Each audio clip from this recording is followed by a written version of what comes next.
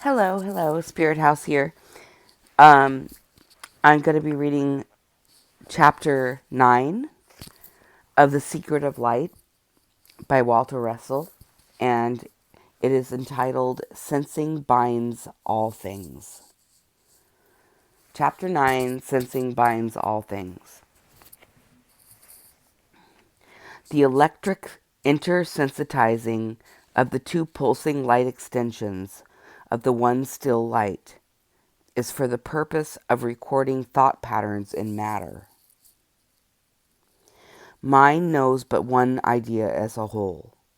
Thought is idea taken apart and patterned as separate idea. Thought is patterned idea electrically expressed and electrically recorded in matter by its two pulsing interchanging lights. This universe of matter in motion is but the electric record of thought.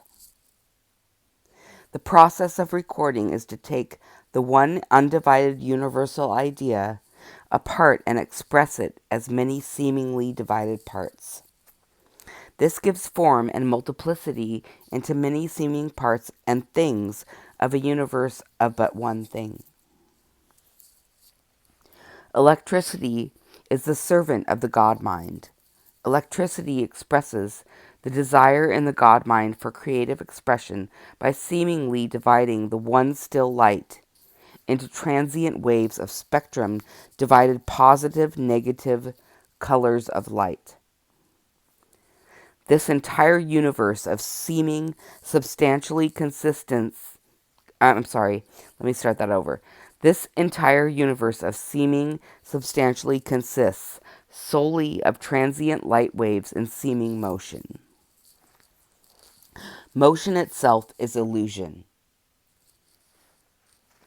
Seeming separateness.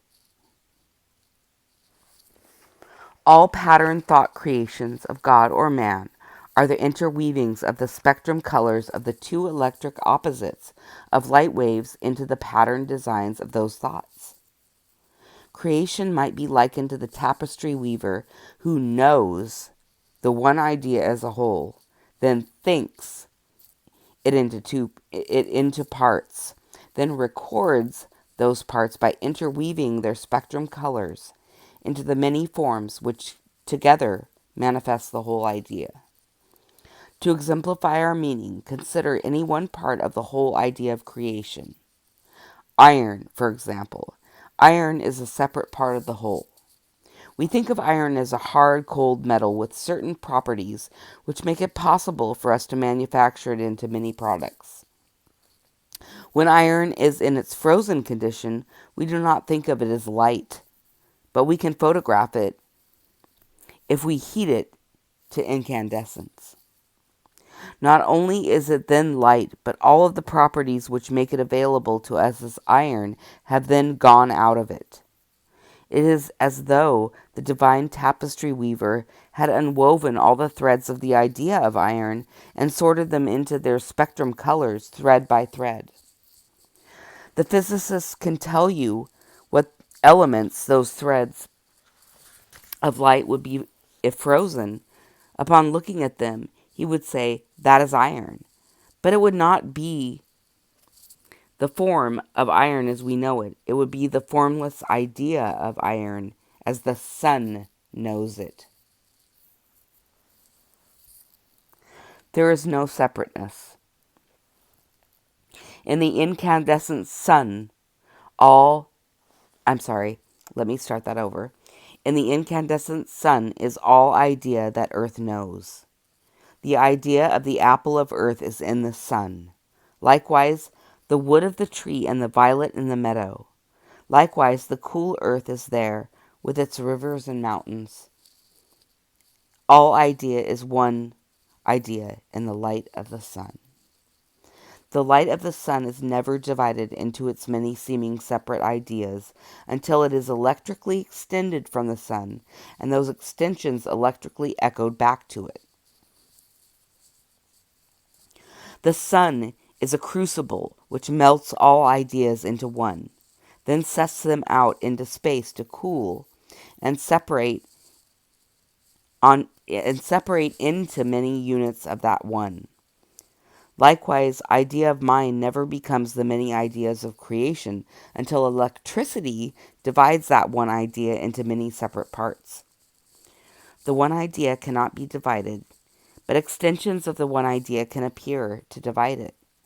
The spots of sunlight upon the cathedral floor are many, but they are all extensions of the one light of their source in the sun. Likewise, all mankind is an extension of the one idea of man, for man is but one in the light of his source. Likewise, all moving extensions of the one still light, as manifested in the white light of suns and the black light of their surrounding space, are but extensions of one source. All idea is still. The cinema exemplifies this meaning. Upon the screens are many patterned ideas in noisy, violent motion. We know, however, that all of the motion of separate ideas and all of the sounds emanating from those patterned, moving forms would instantly cease if the still source of light from which these images and sounds are projected were turned off. We know that the cause of all this transient division into positive and negative effect is in the one still light from which it is projected. We know that the sounds we hear emanate from that stillness, yet we seem to be totally unaware of the fact that all of our pulsing universe is but an extension of one still light of universal mind, projected through positive and negative light upon the universal screen of space. It is difficult to conceive Earth and all of its phenomena of motion, sound, people, animals, and plant life as a motion picture projection from our sun.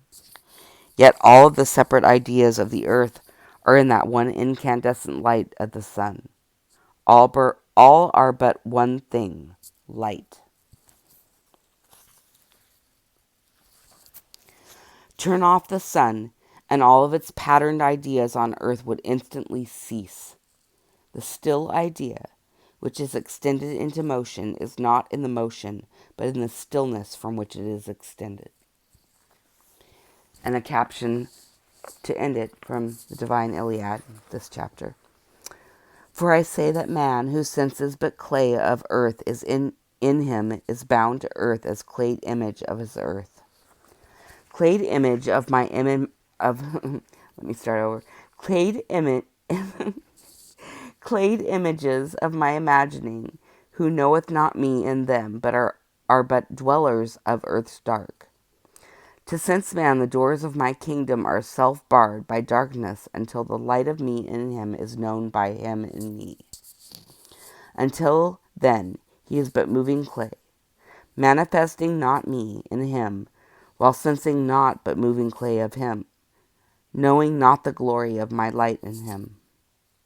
Wherefore I say to thee, exalt thou thyself beyond thy sensing.